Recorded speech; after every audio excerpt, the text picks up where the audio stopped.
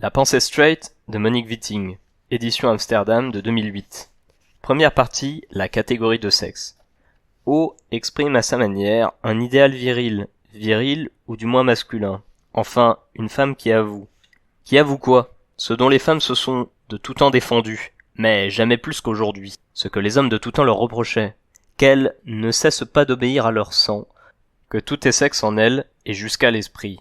Citation de Jean-Paul Hahn dans Du bonheur dans l'esclavage. Préface à Histoire d'eau de Pauline Réage, à Paris, Fayard, 1976. Une singulière révolte ensanglanta dans le courant de l'année 1838 l'île paisible de la Barbade. 200 noirs environ, tant hommes que femmes, et tout récemment promus à la liberté par les ordonnances de Mars, vinrent un matin prier leur ancien maître, un certain Glenelg, de les reprendre à titre d'esclaves. Je suppose que les esclaves de Glenelg étaient amoureux de leur maître, c'est qu'ils ne pouvaient se passer de lui. Deuxième citation tirée du même ouvrage. Vient ensuite un dialogue. Pourquoi prendre femme? Pour me disputer avec elle? Qu'y a-t-il de bon dans une femme? On répond, la femme est une ouvrière, c'est la servante de l'homme.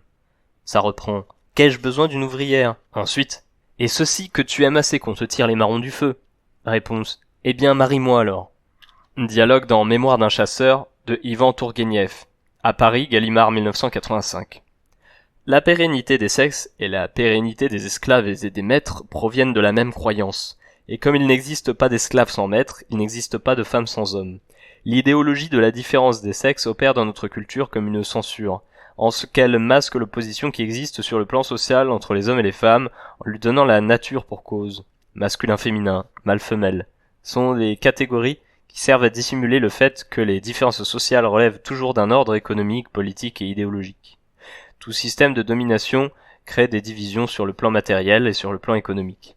Par ailleurs, les divisions sont rendues abstraites et mises en concept par les maîtres, et plus tard par les esclaves, lorsque ceux-ci se révoltent et commencent à lutter. Les maîtres expliquent et justifient les divisions qu'ils ont créées en tant que résultat de différences naturelles. Les esclaves, lorsqu'ils se révoltent et commencent à lutter, lisent des oppositions sociales dans ces prétendues différences naturelles. Car il n'y a pas de sexe, il n'y a de sexe que ce qui est opprimé et ce qui opprime. C'est l'oppression qui crée le sexe et non l'inverse. L'inverse serait de dire que c'est le sexe qui crée l'oppression ou de dire que la cause, l'origine de l'oppression doit être trouvée dans le sexe lui-même, dans une division naturelle des sexes qui préexisterait à, ou qui existerait en dehors de, la société. Le primat de la différence est tellement constitutif de notre pensée qu'il l'empêche d'opérer le retournement sur elle-même, nécessaire à sa mise en question pour en appréhender précisément le fondement constitutif. Appréhender une différence en termes dialectiques consiste à rendre manifeste des termes contradictoires qui doivent trouver résolution. Comprendre la réalité sociale en termes dialectiques matérialistes revient à appréhender les oppositions entre classes, terme à terme, et à les réunir sous la même copule, un conflit dans l'ordre social, qui est aussi une résolution, soit une abolition dans l'ordre social, des contradictions apparentes. La lutte des classes est précisément ce qui permet de résoudre la contradiction entre deux classes opposées, en ce qu'elle les abolit au moment même où elle les constitue, et les révèle en tant que classes. La lutte des classes entre les femmes et les hommes, et qui devrait être entreprise par toutes les femmes, est ce qui résout les contradictions entre les sexes et les abolit au moment même où elle les rend compréhensibles. Il faut remarquer que la contradiction relève toujours de l'ordre matériel. L'idée qui m'importe ici, c'est qu'avant le conflit, la révolte, la lutte, il n'y a pas de catégorie d'opposition mais seulement des catégories de différence. Et ce n'est qu'au moment où la lutte éclate que la violence des oppositions et le caractère politique des différences deviennent manifestes. Car aussi longtemps que les oppositions, les différences, ont l'air d'être données, d'être déjà là, naturelles, précédant toute pensée, tant qu'il n'y a ni conflit ni lutte, il n'y a pas de dialectique, il n'y a pas de changement, pas de mouvement. La pensée dominante refuse de se retourner sur elle-même pour appréhender ce qui la remet en question. Et bien sûr, aussi longtemps qu'il n'existe pas de lutte des femmes, n'existe pas de conflit entre les hommes et les femmes. C'est le destin des femmes de fournir les 3/4 du travail de la société, dans le domaine public comme dans le domaine privé, travail auquel il faut ajouter le travail corporel et la reproduction selon le taux préétabli de la démographie. Être assassiné et mutilé, être torturé et maltraité physiquement et mentalement, être battu et être forcé à se marier, tel est le destin des femmes. Et bien sûr, on ne peut pas changer le destin. Les femmes ne savent pas qu'elles sont totalement dominées par les hommes et lorsqu'elles l'admettent, elles peuvent à peine le croire. Et le plus souvent, et en dernier recours face à la réalité nue et crue. Elles refusent de croire que les hommes les dominent en pleine connaissance de cause, parce que l'oppression est bien plus hideuse pour les opprimés que pour les oppresseurs. De leur côté, les hommes savent parfaitement qu'ils dominent les femmes. Nous sommes les maîtres des femmes, dit André Breton, dans le premier manifeste du surréalisme, Paris-Gallimard 1985. Et ils sont formés pour le faire. Ils n'ont pas besoin de l'énoncer constamment car l'on parle rarement de domination au sujet de ce que l'on possède déjà. Quelle est donc cette pensée qui refuse de faire retour sur elle-même, qui ne remet jamais en cause ce qui la constitue au premier chef? Cette pensée qui est la pensée dominante. Cette pensée affirme qu'il existe un déjà-là des sexes, quelque chose qui précède toute pensée, précède toute société. Cette pensée est la pensée de ceux qui gouvernent les femmes. Vient ensuite une citation de Karl Marx et Friedrich Engels dans L'idéologie allemande, Paris, édition sociale 1974, page 86. On y lit: les pensées de la classe dominante sont aussi, à toutes les époques, les pensées dominantes. Autrement dit, la classe qui est la puissance matérielle dominante de la société est aussi la puissance dominante spirituelle. La classe qui dispose des moyens de la production matérielle dispose, du même coup, des moyens de la production intellectuelle, si bien que, l'un dans l'autre, les pensées de ceux à qui sont refusés les moyens de production intellectuelle sont soumises, du même coup, à cette classe dominante. Les pensées dominantes ne sont pas autre chose que l'expression idéale des rapports matériels dominants. Elles sont ces rapports matériels dominants saisis sous forme d'idées, donc l'expression des rapports qui font d'une classe la classe dominante. Autrement dit, ce sont les idées de sa domination. Fin de citation. Cette pensée, qui est fondée sur le primat de la différence, est la pensée de la domination. La domination fournit aux femmes un ensemble de faits, de données, d'a priori qui, pour discutable qu'il soit, forme une énorme construction politique, un réseau serré qui affecte tout, nos pensées, nos gestes, nos actes, notre travail, nos sensations, nos relations. Où que l'on se trouve, la domination nous apprend qu'avant toute pensée, avant toute société, il y a deux sexes. En fait, des catégories d'individus nés avec une différence constitutive, une différence qui a des conséquences ontologiques, l'approche métaphysique. Qu'avant toute pensée, avant tout ordre social, il y a des sexes qui sont naturellement, biologiquement, hormonalement ou génétiquement différents, et que cette différence a des conséquences sociologiques, l'approche scientifique. Qu'avant toute pensée, avant tout ordre social, il y a une division naturelle du travail dans la famille, une division du travail qui n'est originellement rien d'autre que la division du travail dans l'acte sexuel, l'approche marxiste. Quelle que soit l'approche, l'idée reste fondamentalement la même. Les sexes, en dépit de leurs différences constitutives, doivent inévitablement développer des relations de catégorie à catégorie. Puisqu'elles appartiennent à un ordre naturel, ces relations ne peuvent pas être considérées comme des relations sociales.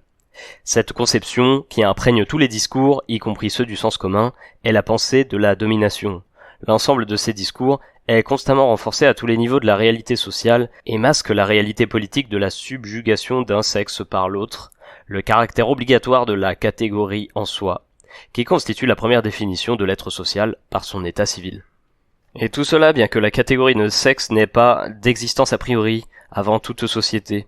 En tant que catégorie de domination, elle ne peut pas être le produit de la domination naturelle, elle est le produit de la domination sociale des femmes exercée par les hommes, car il n'y a de domination que sociale. La catégorie de sexe est une catégorie politique qui fonde la société en tant qu'hétérosexuelle. En cela, elle n'est pas une affaire d'être, mais de relations, car les femmes et les hommes sont le résultat de relations. La catégorie de sexe est la catégorie qui établit comme naturelle la relation qui est à la base de la société hétérosexuelle, et à travers laquelle la moitié de la population, les femmes, est hétérosexualisée. Entre parenthèses, la fabrication des femmes est semblable à la fabrication des eunuques, à l'élevage des esclaves et des animaux, et soumise à une économie hétérosexuelle, car la catégorie de sexe est le produit de la société hétérosexuelle qui impose aux femmes l'obligation absolue de la reproduction de l'espèce, entre guillemets, c'est-à-dire de la reproduction de la société hétérosexuelle. L'obligation de reproduction de l'espèce qui incombe aux femmes est le système d'exploitation sur lequel se fonde économiquement l'hétérosexualité. La reproduction consiste essentiellement en ce travail, cette production par les femmes, qui permet aux hommes de s'approprier tout le travail des femmes. Il faut inclure ici l'appropriation du travail qui est associé, par nature, à la reproduction, élever les enfants, les corvées domestiques. Cette appropriation du travail des femmes s'effectue exactement de la même manière que l'appropriation du travail de la classe ouvrière par la classe dominante. On ne peut pas dire que l'une de ces deux productions, ou reproductions, est naturelle entre guillemets, et que l'autre est sociale. Cet argument n'est que la justification théorique et idéologique de l'oppression, un argument pour faire croire aux femmes qu'avant la société, et que dans toutes les sociétés, elles sont soumises à cette obligation de la reproduction. Pourtant, de la même manière que nous ne savons rien du travail et de la reproduction sociale en dehors de tout contexte d'exploitation, nous ne savons rien de la reproduction de la société en dehors de son contexte d'exploitation. La catégorie de sexe est le produit de la société hétérosexuelle dans laquelle les hommes s'approprient pour eux-mêmes la reproduction et la production des femmes ainsi que leurs personnes physiques au moyen d'un contrat qui s'appelle le contrat de mariage. Comparez ce contrat avec le contrat qui lie un travailleur à son employeur. Ce contrat qui lie une femme à un homme est en principe un contrat à vie, que seule la loi peut briser, le divorce. Il assigne à cette femme certaines obligations, y compris un travail non rémunéré. Son travail, le ménage, élever les enfants, ainsi que ses obligations, cession de sa reproduction, mise au nom du mari, coït forcé, cohabitation jour et nuit, assignation à résidence, comme le sous-entend la notion juridique d'abandon du domicile conjugal, signifie que la femme en tant que personne physique appartient à son mari. Le fait qu'une femme dépende directement de son mari est implicite dans la règle générale observée par la police, qui est de ne pas intervenir lorsqu'un mari bat sa femme. La police intervient au titre de plainte pour coups et blessures lorsqu'un citoyen bat un autre citoyen. Mais une femme qui a signé un contrat de mariage a par là même cessé d'être un citoyen ordinaire, protégé par la loi. La police exprime ouvertement sa répugnance à intervenir dans les affaires domestiques, par opposition aux affaires civiles, où l'autorité de l'État n'a pas à intervenir directement puisqu'elle est relayée par celle du mari. Il suffit d'aller dans un refuge pour femmes battues pour voir à quel point cette autorité peut être exercée. La catégorie de sexe est le produit de la société hétérosexuelle qui fait de la moitié de la population des êtres sexuels en ce que le sexe est une catégorie de laquelle les femmes ne peuvent pas sortir, où qu'elles soient, quoi qu'elles fassent, y compris lorsqu'elles travaillent dans le secteur public. Elles sont vues et rendues sexuellement disponibles pour les hommes et elles, seins, fesses, vêtements, doivent être visibles. Elles doivent arborer leur étoile jaune, leur éternel sourire jour et nuit. On peut dire que toutes les femmes, mariées ou non, doivent effectuer un service sexuel forcé. Un service sexuel qui peut être comparé au service militaire et qui peut durer, c'est selon, un jour, un an, 25 ou plus. Quelques lesbiennes et quelques religieuses y échappent, mais elles sont très peu nombreuses, bien que leur nombre augmente. Si les femmes sont très visibles en tant qu'êtres sexuels, en tant qu'êtres sociaux, elles sont totalement invisibles et en tant que telles, elles doivent se faire aussi petites que possible et toujours s'en excuser. Il suffit de lire les interviews de femmes exceptionnelles dans les magazines pour entendre leurs excuses. Et de nos jours encore, les journaux rapportent que 2 étudiants et une femme, ou 2 avocats et une femme, ou 3 voyageurs et une femme ont été vus faisant ceci ou cela. Car la catégorie de sexe est la catégorie qui colle aux femmes, parce qu'elles ne peuvent pas être conçues en dehors de cette catégorie. Il n'y a qu'elles qui ne sont que sexe et le sexe. Elles ont été faites dans leur esprit, leur corps, leurs actes, leurs gestes. Même les meurtres dont elles font l'objet et les coups qu'elles subissent sont sexuels. Vraiment, la catégorie de sexe tient bien les femmes. C'est que la catégorie de sexe est une catégorie totalitaire qui, pour prouver son existence, a ses inquisitions, ses cours de justice, ses tribunaux, son ensemble de lois, ses terreurs, ses tortures, ses mutilations, ses exécutions, sa police. Elle forme l'esprit tout autant que le corps, puisqu'elle contrôle toute la production mentale. Elle possède nos esprits de telle manière que nous ne pouvons pas penser en dehors d'elle. C'est la raison pour laquelle nous devons la détruire et commencer à penser au-delà d'elle si nous voulons commencer à penser vraiment. De la même manière que nous devons détruire les sexes en tant que réalité sociologique si nous voulons commencer à exister. La catégorie de sexe est une catégorie qui régit l'esclavage des femmes et elle opère très précisément grâce à une opération de réduction, comme pour les esclaves noirs, en prenant la partie pour le tout, une partie, la couleur, le sexe, au travers de laquelle un groupe humain tout entier doit passer comme au travers d'un filtre. Il est à remarquer qu'en ce qui concerne l'état civil, la couleur comme le sexe doivent être déclarés. Cependant, grâce à l'abolition de l'esclavage, la déclaration de la couleur est maintenant considérée comme une discrimination, mais cela n'est pas vrai pour la déclaration de sexe, que même les femmes n'ont pas rêvé d'abolir. Je dis, qu'attend-on pour le faire? Fin du premier texte. Suite avec le deuxième. On ne naît pas femme. Quand on analyse l'oppression des femmes avec des concepts matérialistes et féministes, on détruit ce faisant l'idée que les femmes sont un groupe naturel, c'est-à-dire un groupe social d'un type spécial, un groupe perçu comme naturel, un groupe d'hommes considéré comme matériellement spécifique dans son corps. Définition chez Colette Guillaumin, dans Race et Nature, Système des marques, idées de groupe naturel et rapports sociaux, dans Pluriel numéro 11, 1977. Ce que l'analyse accomplit dans l'ordre des idées, la pratique le rend effectif dans l'ordre des faits. Par sa seule existence, une société lesbienne détruit le fait artificiel, entre parenthèses social, qui constitue les femmes en un groupe naturel. Une société lesbienne démontre pragmatiquement que la division à part des hommes, dont les femmes ont été l'objet, est politique, et que nous avons été reconstruites idéologiquement en un groupe naturel. Elle appuie la dimension matérialiste via Christine Delphi, dans Pour un féminisme matérialiste, dans l'Arc numéro 6 1975. Dans le cas des femmes, l'idéologie va plus loin puisque nos corps, aussi bien que notre pensée, sont le produit de cette manipulation.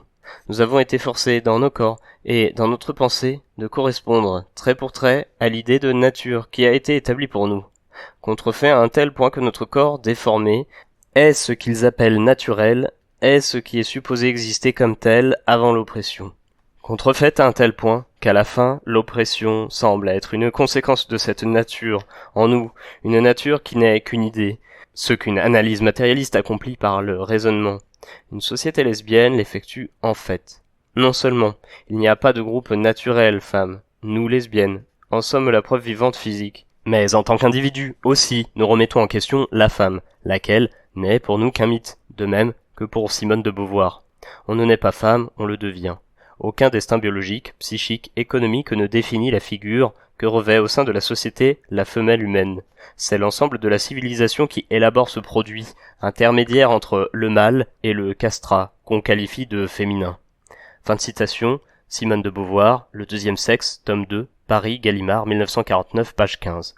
Cependant, la plupart des féministes et des lesbiennes féministes, ici et ailleurs, continuent de penser que la base de l'oppression des femmes est biologique autant qu'historique. Certaines d'entre elles prétendent même trouver leur source chez Simone de Beauvoir, comme chez Red Stockings dans Feminist Revolution, New York, Random House pour la maison d'édition, 1978, page 18.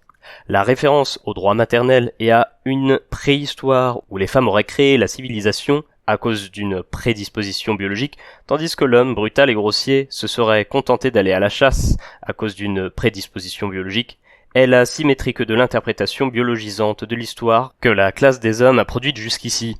Elle relève de la méthode même qui consiste à chercher dans les femmes et les hommes une raison biologique pour expliquer leur division, en dehors de faits sociaux, du fait que cette façon de voir présuppose que le commencement, ou la base de la société humaine, repose nécessairement sur l'hétérosexualité. Elle ne saurait pour moi être au départ d'une analyse lesbienne féministe de l'oppression des femmes. Le matriarcat n'est pas moins hétérosexuel que le patriarcat. Seul le sexe de l'oppresseur change. Cette conception, outre qu'elle reste prisonnière des catégories de sexe, femmes et hommes, maintient de plus l'idée que ce qui seul définit une femme, c'est sa capacité à faire un enfant, la biologie. Et bien que dans une société lesbienne, les faits et les façons de vivre contredisent cette théorie, il y a des lesbiennes qui affirment que les femmes et les hommes appartiennent à des espèces ou races, les deux mots sont utilisés de façon interchangeable, différentes, que les hommes sont inférieurs aux femmes sur le plan biologique, que la violence masculine est un phénomène biologique inévitable. Ce faisant, si nous admettons qu'il y a une division naturelle entre guillemets entre les hommes et les femmes, nous naturalisons l'histoire. Nous faisons comme si les hommes et les femmes avaient toujours existé et existeront pour toujours. Et non seulement nous naturalisons l'histoire, mais aussi, par conséquent, nous naturalisons les phénomènes sociaux qui manifestent notre oppression, ce qui revient à rendre tout changement impossible. Au lieu de considérer par exemple que le fait de faire un enfant relève d'une production forcée, nous la regardons comme un processus naturel, biologique, oubliant que dans nos sociétés, les naissances sont planifiées, la démographie, oubliant que nous-mêmes, nous sommes programmés pour produire des enfants, alors que c'est la seule activité sociale, excepté la guerre, qui présente un tel danger de mort. Ainsi, tant que nous serons incapables de nous dégager volontairement ou spontanément de l'obligation séculaire de la procréation à laquelle les femmes se vouent à vie, comme à l'acte créateur femelle, le contrôle de la production d'enfants ira beaucoup plus loin que le simple contrôle des moyens matériels de cette production. Pour ce contrôle, les femmes devront d'abord s'abstraire de la définition « la femme » qui leur est imposée. Ce que montre une analyse féministe matérialiste, c'est que ce que nous prenons pour la cause ou pour l'origine de l'oppression n'est en fait que la marque que l'oppresseur impose sur les opprimés. Le mythe de la femme, en ce qui nous concerne plus ses effets et ses manifestations matérielles dans les consciences et les corps appropriés des femmes. La marque ne préexiste pas à l'oppression. Colette Guillaumin a montré que le concept de race n'existait pas avant la réalité socio-économique de l'esclavage. En tout cas, pas dans son acception moderne, puisqu'il désignait alors le lignage des familles. En ce temps-là, d'ailleurs, on ne pouvait être que la bonne race, si on en était. Aujourd'hui, cependant, race et sexe sont appréhendés comme une donnée immédiate, une donnée sensible, un ensemble de traits physiques. Ils nous apparaissent tout constitués, comme s'ils existaient avant tout raisonnement, et appartenaient à un ordre naturel. Mais ce que nous croyons être une perception directe et physique n'est qu'une construction mythique et sophistiquée, une formation imaginaire, qui réinterprète des traits physiques, en soi aussi indifférents que n'importe quels autres, mais marqués par le système social, à travers le réseau de relations dans lequel ils sont perçus. Ils, elles, sont vus noirs, par conséquent, ils, elles, sont noirs. Elles sont vues femmes, par conséquent, elles sont femmes. Mais avant d'être vues de cette façon, il a bien fallu qu'il, elles, soient fait, faites, noir, noireux, femmes. Avoir une conscience lesbienne, ce n'est jamais oublier à quel point être la femme était pour nous contre nature, contraignant, totalement opprimant et destructeur dans le bon vieux temps d'avant le mouvement de libération des femmes. C'était une contrainte politique, et celles qui résistaient étaient accusées de ne pas être de vraies femmes. Mais dans ce temps-là, nous en étions fiers, puisque dans l'accusation, il y avait déjà comme une ombre de victoire. L'aveu par l'oppresseur qu'être femme n'est pas quelque chose qui va de soi, puisque pour en être une, il faut en être une vraie entre guillemets. Et quid des autres donc? On nous accusait dans le même mouvement de vouloir être des hommes. Aujourd'hui, cette double accusation a été reprise haut la main dans le contexte du mouvement de libération des femmes par certaines féministes et aussi, hélas, par certaines lesbiennes qui se sont données pour tâche politique de devenir de plus en plus féminines. Pourtant, refuser d'être une femme ne veut pas dire que ce soit pour devenir un homme. Et d'ailleurs, si on prend par exemple la Jules la plus réussie, l'exemple classique de ce qui soulève le plus d'horreur, en quoi son aliénation est-elle différente de l'aliénation de celle qui veut devenir une femme? Bonnet blanc, blanc bonnet. Au moins pour une femme, vouloir devenir un homme prouve qu'elle a échappé à sa programmation initiale. Mais même si elle le voulait de toutes ses forces, elle ne pourrait pas devenir un homme. Car devenir un homme exigerait d'une femme qu'elle ait non seulement l'apparence extérieure d'un homme, ce qui est aisé, mais aussi sa conscience, c'est-à-dire la conscience de quelqu'un qui dispose par droit d'au moins 2 esclaves, naturels entre guillemets, durant son temps de vie. C'est impossible et précisément, un des aspects de l'oppression subie par les lesbiennes consiste à mettre les femmes hors d'atteinte, pour nous, puisque les femmes appartiennent aux hommes. Une lesbienne doit donc être quelque chose d'autre, une non-femme, une non-homme, un produit de la société et non pas un produit de la nature entre guillemets, car il n'y a pas de nature en société. Refuser de devenir hétérosexuel, ou de le rester, a toujours voulu dire refuser, consciemment ou non, de vouloir devenir une femme ou un homme, pour les hommes homosexuels. Cela, la plupart des lesbiennes, et même d'autres qui ne l'étaient pas, le savaient même avant le commencement du mouvement lesbien et féministe. Pourtant, comme Andrea Dworkin le souligne, depuis quelque temps de nombreuses lesbiennes ont essayé de plus en plus massivement de transformer l'idéologie même qui nous a esclavagisés en une célébration dynamique, religieuse, psychologiquement contraignante du pouvoir biologique femelle. Dit-elle dans Biological Superiority, The World's Most Dangerous and Deadly Idea, dans Hérésie, volume 46, numéro 6, 1979.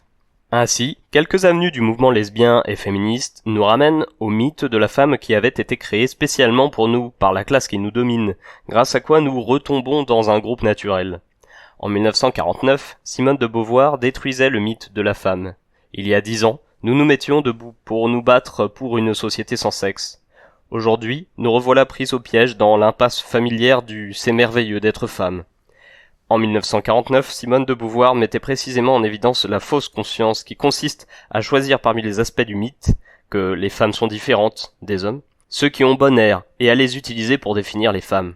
Mettre à l'œuvre le « c'est merveilleux d'être femme », c'est retenir pour définir les femmes les meilleurs traits dont l'oppression nous a gratifiés, encore qu'ils ne soient pas si bons que ça. Ce n'est pas remettre en question radicalement les catégories hommes et femmes, qui sont des catégories politiques, pas des données de nature.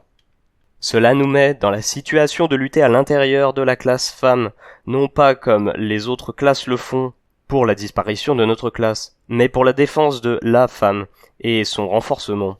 Cela nous mène à développer avec complaisance de nouvelles théories sur notre spécificité. C'est ainsi que nous appelons notre passivité non-violence, alors que l'essentiel de notre combat politique doit consister à combattre notre passivité, notre peur, en fait, qui est justifiée. L'ambiguïté du terme féministe résume toute la situation. Que veut dire féministe ? Féministe est formé avec le mot femme, et veut dire quelqu'un qui lutte pour les femmes. Pour beaucoup d'entre nous, cela veut dire quelqu'un qui lutte pour les femmes en tant que classe et pour la disparition de cette classe. Pour de nombreux autres, cela veut dire quelqu'un qui lutte pour la femme et pour sa défense, pour le mythe donc et son renforcement. Pourquoi a-t-on choisi le mot féministe ? S'il recèle la moindre ambiguïté. Nous avons choisi de nous appeler féministes il y a 10 ans, non pas pour défendre le mythe de la femme ou le renforcer, ni pour nous identifier avec la définition que l'oppresseur fait de nous, mais pour affirmer que notre mouvement a une histoire et pour souligner le lien politique avec le premier mouvement féministe. C'est ce mouvement donc qu'il faut questionner pour le sens qu'il a donné au mot féminisme. Le féminisme, au siècle dernier, n'a jamais pu résoudre ces contradictions en ce qui concerne les sujets de nature, culture, femmes, société. Les femmes ont commencé à se battre pour elles-mêmes en tant que groupe et ont considéré avec raison que toutes les femmes avaient des traits d'oppression en commun. Mais c'était pour elles des caractéristiques biologiques plutôt que des traits sociaux. Elles sont allées jusqu'à faire leur théorie de l'évolution de Darwin. Cependant, elles ne pensaient pas, comme Darwin, que les femmes sont moins évoluées que les hommes, mais elles pensaient que la nature des hommes et des femmes avait divergé au cours du processus d'évolution, et que la société dans son ensemble reflétait cette dichotomie. L'échec du premier féminisme vient du fait qu'il n'attaquait, chez Darwin, que l'idée de l'infériorité des femmes, tout en acceptant les fondements de cette affirmation, en particulier l'idée de la femme en tant qu'unique. Ce furent finalement des universitaires, femmes, et non pas des féministes qui détruisirent cette théorie. Les premières féministes n'ont pas réussi à considérer l'histoire comme un processus dynamique qui se développe à partir de conflits d'intérêts.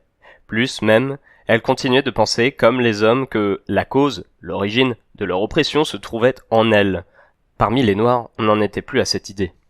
Et les féministes de ce premier front, après quelques victoires éclatantes, se sont trouvées dans une impasse, et ont manqué de raisons pour continuer à se battre. Elles soutenaient le principe illogique de l'égalité dans la différence, une idée qui est en train de renaître en ce moment même. Elles sont retombées dans le piège qui nous menace une fois de plus, le mythe de la femme. C'est à nous, historiquement, donc, de définir en termes matérialistes ce que nous appelons l'oppression, d'analyser les femmes en tant que classe, ce qui revient à dire que la catégorie femme, aussi bien que la catégorie homme, sont des catégories politiques, et que par conséquent, elles ne sont pas éternelles. Notre combat vise à supprimer les hommes en tant que classe, au cours d'une lutte de classe politique, non un génocide. Une fois que la classe des hommes aura disparu, les femmes en tant que classe disparaîtront à leur tour, car il n'y a pas d'esclaves sans maître. Notre première tâche est donc, semble-t-il, de toujours dissocier soigneusement les femmes, la classe à l'intérieur de laquelle nous combattons, et la femme, le mythe, car la femme n'existe pas pour nous. Elle n'est autre qu'une formation imaginaire, alors que les femmes sont le produit d'une relation sociale. Il nous faut, de plus, détruire le mythe à l'intérieur et à l'extérieur de nous-mêmes. La femme n'est pas chacune de nous, mais une construction politique et idéologique qui nie les femmes, le produit d'une relation d'exploitation. La femme n'est là que pour rendre les choses confuses et pour dissimuler la réalité des femmes. Pour devenir une classe, pour avoir une conscience de classe, il nous faut d'abord tuer le mythe de la femme, y compris dans ses aspects les plus séducteurs. Voir Virginia Woolf quand elle disait que le premier devoir d'une femme, écrivain, c'était de tuer l'ange du foyer. Mais se constituer en classe ne veut pas dire que nous devions nous supprimer en tant qu'individus. Nous sommes aussi confrontés à la nécessité historique de nous constituer en tant que sujet individuel de notre histoire. C'est ce qui explique, je crois, pourquoi toutes ces tentatives de nouvelles définitions de la femme se multiplient aujourd'hui. Ce qui est en jeu, c'est une définition de l'individu en même temps qu'une définition de classe, et pas seulement pour les femmes évidemment. car une fois qu'on a pris connaissance de l'oppression, on a besoin de savoir et d'expérimenter qu'on peut se constituer comme sujet, en tant qu'opposé à objet d'oppression, qu'on peut devenir quelqu'un en dépit de l'oppression. La question du sujet et de l'individu est historiquement une question difficile pour tout le monde. Le marxisme, dernier avatar en date du matérialisme, la science qui nous a formés et politiquement, ne veut rien savoir de ce qui touche au sujet. Le marxisme a rejeté le sujet transcendantal, la conscience pure entre guillemets, le sujet en soi, constitutif de connaissance. Tout ce qui pense en soi, avant toute expérience a fini dans la poubelle de l'histoire. Tout ce qui prétendait exister en dehors de la matière, avant la matière, tout ce qui avait besoin de Dieu, d'une âme ou d'un esprit pour exister. C'est ce qu'on appelle l'idéalisme entre guillemets. Quant aux individus, puisqu'ils ne sont que le produit de relations sociales, ils ne peuvent qu'être alignés dans leur conscience. Marx précise dans l'idéologie allemande que les individus de la classe dominante sont eux aussi aliénés, quoiqu'ils soient les producteurs directs des idées qui aliènent les classes qu'ils oppriment. Mais comme ils tirent des avantages évidents de leur propre aliénation, elle ne les fait pas trop souffrir. Il existe aussi une conscience de classe, mais en tant que telle, cette conscience ne peut se référer à un sujet particulier, sauf comme participant des conditions générales de l'exploitation, en même temps que les autres individus de cette classe, qui partagent tous la même conscience. Quant aux problèmes pratiques de classe avec lesquels, en dehors des problèmes traditionnellement définis comme de classe, on pouvait s'affronter, même avec une conscience de classe. Par exemple, les problèmes dits sexuels. Ils étaient considérés comme des problèmes bourgeois entre guillemets, qui devaient disparaître avec la victoire finale de la lutte des classes. Individualistes, petits bourgeois, subjectivistes, telles étaient les étiquettes attribuées à toute personne ayant fait preuve de problèmes qui ne pouvaient pas se réduire à être condensés dans ceux de la lutte des classes proprement dite. C'est ainsi que le marxisme a refusé aux membres des classes opprimées la qualité de sujet. Ce faisant, le marxisme, à cause du pouvoir politique et idéologique que cette science révolutionnaire a exercé immédiatement sur le mouvement ouvrier et les autres groupes politiques, a empêché toutes les catégories d'opprimés de se constituer comme sujets, par exemple comme sujet de leur lutte. Cela veut dire que les masses n'ont pas combattu pour elles-mêmes, mais pour le parti et ses organisations. Et quand une transformation économique a eu lieu, fin de la propriété privée, constitution de l'État socialiste, il n'y a pas eu de changement révolutionnaire dans la nouvelle société. Pour les femmes, le marxisme a eu deux conséquences. Il les a empêchées de se penser et par conséquent de se constituer comme une classe pendant très longtemps, en faisant échapper au social la relation femme-homme, et en faisant une relation naturelle entre guillemets. Sans doute la seule qui le soit avec celle des mères et des enfants, en cachant le conflit de classe des hommes et des femmes derrière une division naturelle entre guillemets du travail, voire dans l'idéologie allemande. Cela pour le niveau théorique, soit idéologique. Dans la pratique, Lénine, le parti, tous les partis communistes jusqu'à ce jour et toutes les organisations communistes gauchistes ont toujours réagi à toute tentative de réflexion ou de regroupement des femmes à partir de leurs propres problèmes de classe par l'accusation de divisionnisme. En nous unissant, nous, femmes, nous divisons les forces du peuple. C'est que pour les marxistes, les femmes appartiennent soit à la classe bourgeoise, soit à la classe prolétarienne, c'est-à-dire aux hommes de ces classes. De plus, la théorie marxiste ne permet pas plus aux femmes qu'aux autres catégories d'opprimés de se constituer comme des sujets historiques parce que le marxisme ne prend pas en compte le fait qu'une classe, ce sont aussi des individus, un par un. Une conscience de classe ne suffit pas, il nous faut comprendre philosophiquement, soit politiquement, les concepts de sujet et de conscience de classe. Et comment ils fonctionnent en relation avec notre histoire. Quand nous découvrons que les femmes sont l'objet d'une oppression, d'une appropriation, dans le moment même où nous pouvons le concevoir, nous devenons des sujets dans le sens de sujets cognitifs à travers une opération d'abstraction. La conscience de l'oppression n'est pas seulement une réaction, une lutte contre l'oppression. C'est aussi une totale réévaluation conceptuelle du monde social, sa totale réorganisation conceptuelle à partir de nouveaux concepts développés du point de vue de l'oppression. C'est ce que j'appellerais la science de l'oppression, la science par les opprimés. Cette opération de compréhension de la réalité doit être prise par chacune de nous. On peut l'appeler une pratique subjective, cognitive. Cette pratique s'accomplit à travers le langage, de même que le mouvement de va-et-vient entre deux niveaux de la réalité sociale, la réalité conceptuelle et la réalité matérielle de l'oppression. Christine Delphi, montre que c'est à nous qu'il incombe historiquement d'entreprendre de définir ce que c'est qu'un sujet individuel en termes matérialistes. À coup sûr, cela semble une impossibilité puisque subjectivité et matérialisme ont toujours été mutuellement exclusifs. N'est-ce pas ainsi pourtant qu'il faut comprendre l'abandonnement par de nombreuses d'entre nous au mythe de la femme? Il s'explique par la nécessité réelle, pour nous toutes, d'atteindre à la subjectivité, le mythe de la femme n'étant que le miroir aux alouettes qui égare notre démarche, c'est-à-dire par la nécessité pour chaque être humain d'exister en tant qu'individu, en même temps que comme membre d'une classe. C'est peut-être la première condition pour l'accomplissement de la révolution que nous voulons, sans laquelle il ne peut y avoir de combat réel, de transformation. Mais pareillement, sans conscience de classe, il n'y a pas de réel sujet, seulement des individus aliénés. Cela veut dire qu'en ce qui concerne les femmes, répondre à la question du sujet individuel en termes matérialistes, c'est d'abord montrer, comme les lesbiennes et les féministes l'ont fait, que des problèmes prétendument subjectifs, individuels, privés, sont en fait des problèmes sociaux, des problèmes de classe, que la sexualité n'est pas pour les femmes une expression individuelle, subjective, mais une institution sociale de violence. Mais une fois que nous avons montré que tous les problèmes prétendument personnels sont en fait des problèmes de classe, il nous reste encore le problème du sujet de chaque femme, prise isolément, non pas le mythe, mais chacune de nous.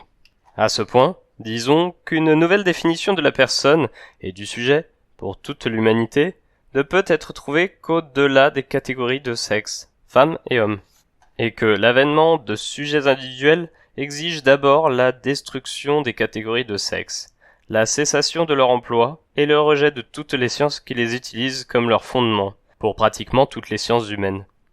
Mais détruire la femme, sauf à nous détruire physiquement, ne veut pas dire que nous visions à détruire le lesbianisme dans la même foulée que la catégorie de sexe, parce que le lesbianisme, pour le moment, nous fournit la seule forme sociale dans laquelle nous puissions vivre libres. De plus, lesbienne est le seul concept que je connaisse qui soit au-delà des catégories de sexe femme-homme. Parce que le sujet désigné, lesbienne, n'est pas une femme, ni économiquement, ni politiquement, ni idéologiquement. Car ce qui fait une femme, c'est une relation sociale particulière à un homme. Relation que nous avons autrefois appelée de servage, relation qui implique des obligations personnelles et physiques, aussi bien que des obligations économiques. Assignation à résidence, corvée domestique, devoir conjugal, production d'enfants illimitée, etc. Relation à laquelle les lesbiennes échappent en refusant de devenir ou de rester hétérosexuelles.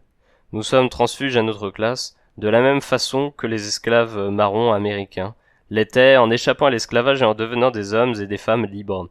C'est-à-dire que c'est pour nous une nécessité absolue, et comme pour eux et pour elles, notre survie exige de contribuer de toutes nos forces à la destruction de la classe, les femmes, dans laquelle les hommes s'approprient les femmes, et cela ne peut s'accomplir que par la destruction de l'hétérosexualité comme système social basé sur l'oppression et l'appropriation des femmes par les hommes et qui produit le corps de doctrine sur la différence entre les sexes pour justifier cette oppression.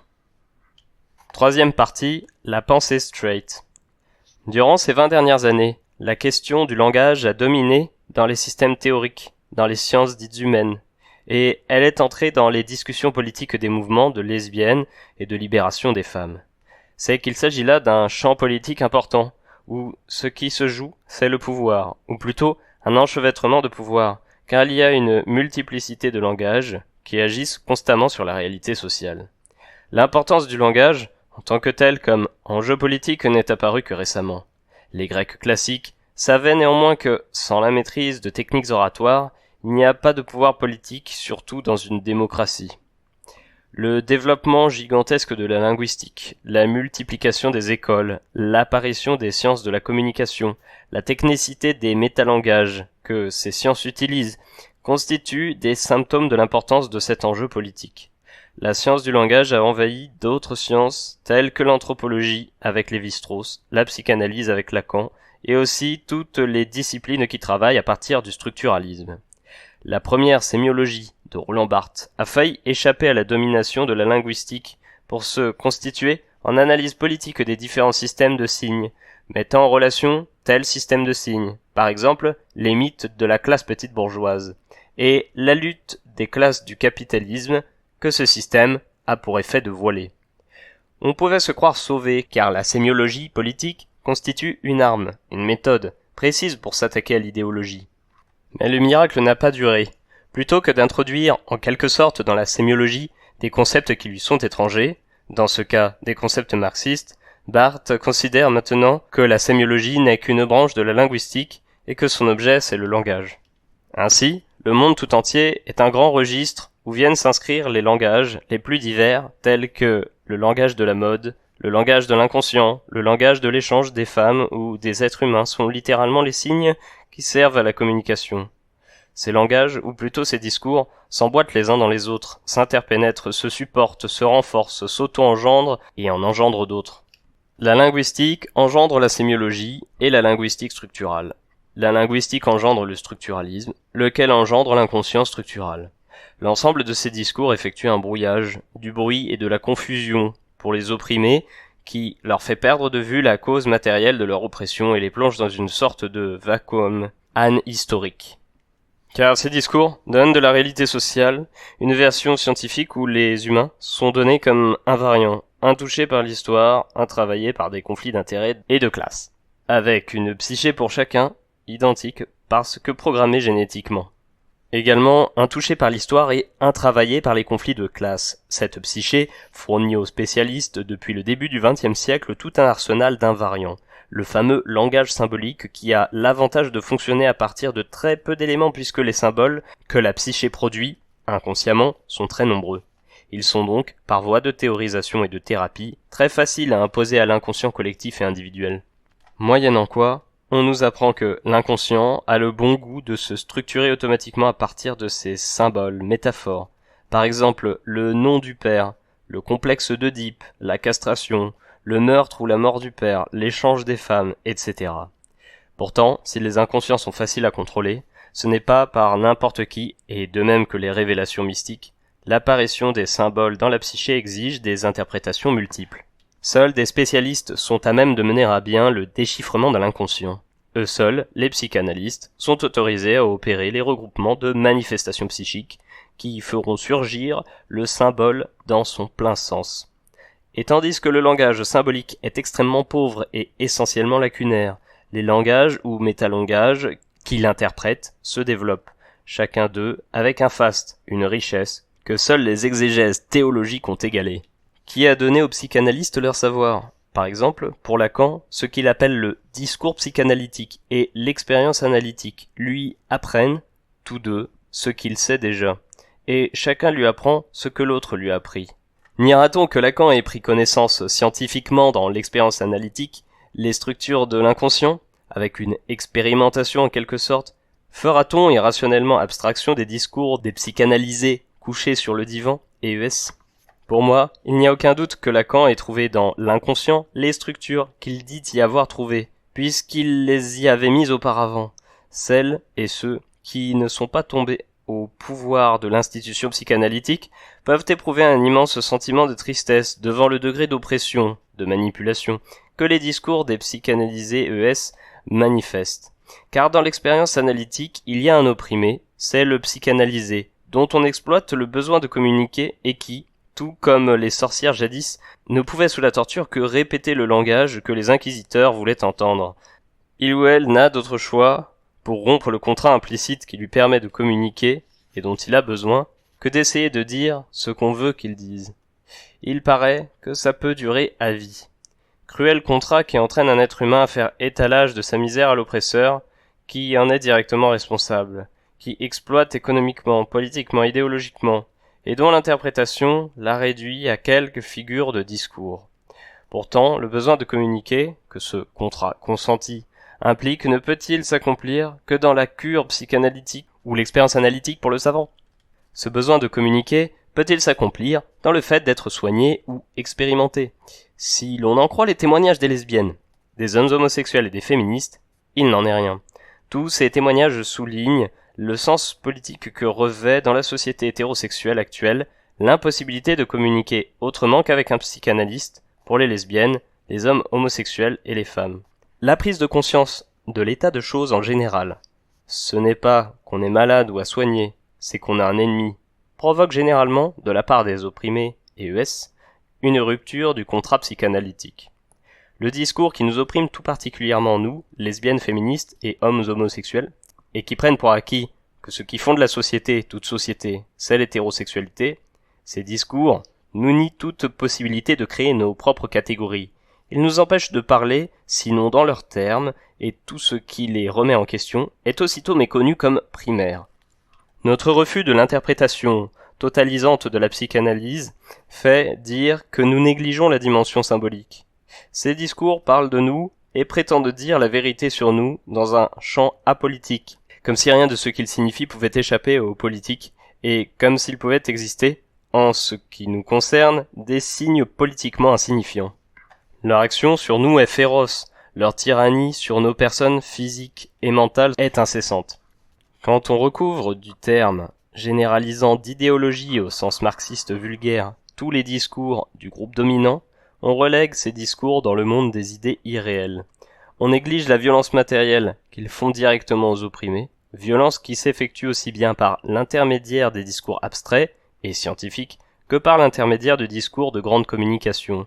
J'insiste sur cette oppression matérielle des individus par les discours, et je voudrais en souligner les effets immédiats en prenant l'exemple de la pornographie. Ces images, films, photos de magazines, affiches publicitaires sur les murs des villes, constituent un discours, et ce discours a un sens. Il signifie que les femmes sont dominées. Des sémioticiens peuvent interpréter ce discours dans ce qu'il y a de systématique dans son agencement. Et ce qu'ils lisent alors dans ce discours, ce sont des signes qui n'ont pas pour fonction de signifier et qui n'ont de raison d'être que d'être des éléments dans certains systèmes ou agencements. Pour nous, pourtant, ce discours n'est pas divorcé du réel, comme il l'est pour les sémioticiens.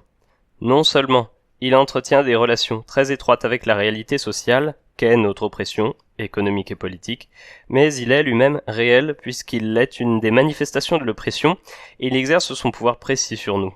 Le discours pornographique fait partie des stratégies de violence qui sont exercées à notre endroit. Il humilie, dégrade, il est un crime contre notre humanité. Comme tactique de harcèlement, il a une autre fonction, celle d'un avertissement. Il nous ordonne de rester dans les rangs. Il nous met au pas pour celles qui auraient tendance à oublier qui elles sont. Il fait appel à la peur. Ces mêmes experts en sémiotique, dont nous parlions plus haut, nous reprochent de confondre, quand nous manifestons contre la pornographie, les discours avec la réalité. Ils ne voient pas que ce discours est la réalité pour nous, une des facettes de la réalité de notre oppression. Ils croient que nous nous trompons de niveau d'analyse. J'ai pris l'exemple de la pornographie parce que son discours est le plus symptomatique et le plus démonstratif de la violence qui nous est faite à travers les discours comme en général dans la société.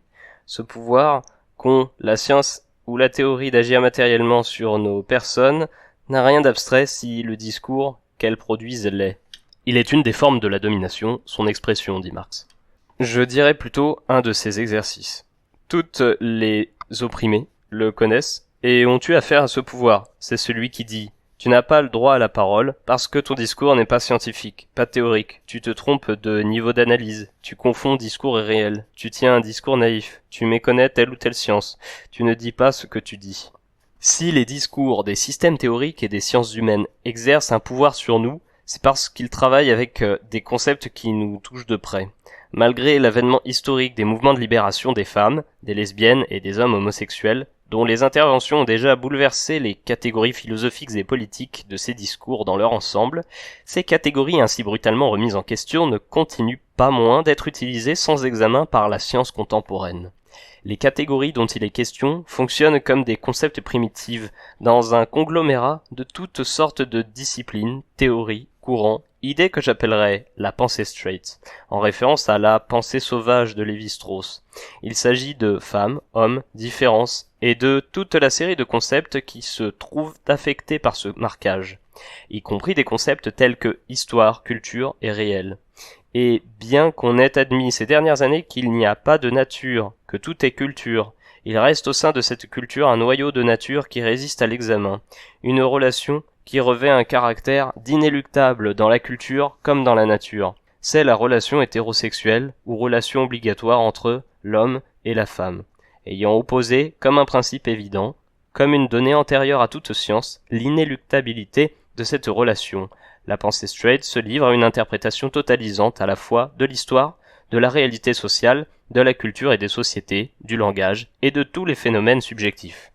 Je ne peux que souligner ici le caractère oppressif que revêt la pensée straight dans sa tendance à immédiatement universaliser sa production de concepts, à former des lois générales qui valent pour toutes les sociétés, toutes les époques, tous les individus.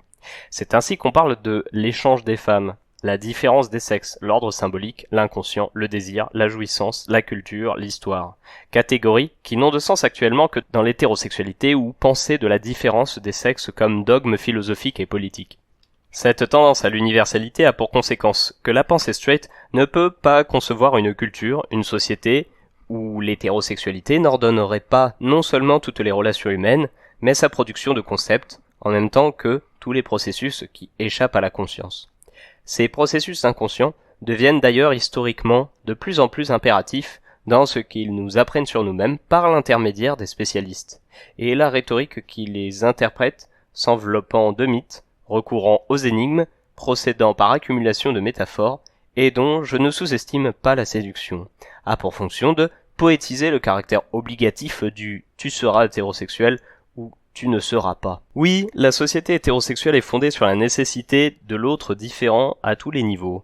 Elle ne peut pas fonctionner sans ce concept, ni économiquement, ni symboliquement, ni linguistiquement, ni politiquement. Cette nécessité de l'autre différent est une nécessité ontologique pour tout le conglomérat de sciences et de disciplines que j'appelle la pensée straight. Or, qu'est-ce que l'autre différent sinon le dominé ? Car la société hétérosexuelle n'est pas la société qui opprime seulement les lesbiennes et les hommes homosexuels, elle opprime beaucoup d'autres différents. Elle opprime toutes les femmes et de nombreuses catégories d'hommes, tous ceux qui sont dans la situation de dominer. Car constituer une différence et la contrôler est un acte de pouvoir puisque c'est un acte essentiellement normatif. Chacun s'essaie à présenter autrui comme différent. Mais tout le monde n'y parvient pas. Il faut être socialement dominant pour y réussir. Monique Wittig cite alors Claude Faugeron et Philippe Robert pour l'autre différent dans La justice et son public et les représentations sociales du système pénal, Paris, Masson, 1978. Le concept de différence des sexes, par exemple, constitue ontologiquement les femmes en autres différents. Les hommes, eux, ne sont pas différents. Les blancs non plus d'ailleurs, ni les maîtres, mais les noirs le sont, et les esclaves aussi. Or pour nous, il n'y a pas d'être femme ou d'être homme. Hommes et femmes sont des concepts d'opposition, des concepts politiques. Et dialectiquement, la copule qui les réunit est en même temps celle qui les abolit. C'est la lutte de classe entre hommes et femmes qui abolira les hommes et les femmes. Et la différence a pour fonction de masquer les conflits d'intérêts à tous les niveaux, y compris idéologiques. C'est bien dire que, pour nous, il ne peut plus y avoir de femmes ni d'hommes qu'en tant que classe et qu'en tant que catégorie de pensée et de langage. Ils doivent disparaître politiquement, économiquement, idéologiquement. Si nous, lesbiennes, homosexuels, continuons à nous dire, à nous concevoir des femmes, des hommes, nous contribuons au maintien de l'hétérosexualité. Je suis sûr qu'une transformation économique et politique ne dédramatisera pas ces catégories de langage. Rachète-t-on un esclave ? En quoi femme est-il différent ? Va-t-on continuer à écrire blanc, maître, homme ? La transformation des rapports économiques ne suffit pas. Il nous faut opérer une transformation politique des concepts clés, c'est-à-dire les concepts qui sont stratégiques pour nous, car il y a un autre ordre de matérialité qui est celui du langage et qui est travaillé par ces concepts stratégiques. Il y a un autre champ politique où tout ce qui touche au langage, à la science et à la pensée renvoie à la personne en tant que subjectivité. Ici, elle cite Christine Delphi dans Pour un féminisme matérialiste, article cité repris dans L'ennemi principal. Et nous ne pouvons plus le laisser au pouvoir de la pensée straight ou pensée de la domination. Si parmi toutes les productions de la pensée straight, je prends plus particulièrement à partie le structuralisme et l'inconscient structural, c'est qu'au moment historique où la domination des groupes sociaux ne peut plus apparaître aux dominés comme une nécessité ontologique parce qu'ils se révoltent, parce qu'ils questionnent la différence, Lévi-Strauss, Lacan et leurs épigones font appel à des nécessités qui échappent au contrôle de la conscience et donc à la responsabilité des individus, comme par exemple les processus inconscients qui exigent et ordonnent l'échange des femmes comme une condition nécessaire à toute société. C'est d'après eux ce que nous dit l'inconscient avec autorité, et l'ordre symbolique en dépend, sans lequel il n'y a pas de sens, pas de langage, pas de société. Or, que veut dire que les femmes soient échangées sinon qu'elles sont dominées ? Il ne faut par conséquent pas s'étonner qu'il n'y ait qu'un inconscient et qu'il soit hétérosexuel. C'est un inconscient qui veille trop consciemment aux intérêts des maîtres qu'il habite pour qu'on les en dépossède si aisément. D'ailleurs, la domination est niée. Il n'y a pas esclavage des femmes, il y a différence. À quoi je répondrai par cette phrase d'un paysan roumain à une assemblée publique où il était député en 1848. Why do the gentlemen say it was not slavery? For we know it have been slavery. This sorrow that we have sorrowed. Pourquoi ces messieurs disent-ils que ce n'était pas de l'esclavage? Car nous savons que ça a été de l'esclavage, cette peine que nous avons peinée. Oui, nous le savons, et cette science des opprimés ne peut pas nous être enlevée. C'est de là qu'il faut traquer le « cela va de soi hétérosexuel » et je paraphrase le premier Roland Barthes, ouvrez les guillemets, ne pas supporter de voir la nature et l'histoire confondues à chaque pas, fermez les guillemets, faire apparaître brutalement que le structuralisme, la psychanalyse et particulièrement Lacan ont opéré une rigide mythification de leurs concepts.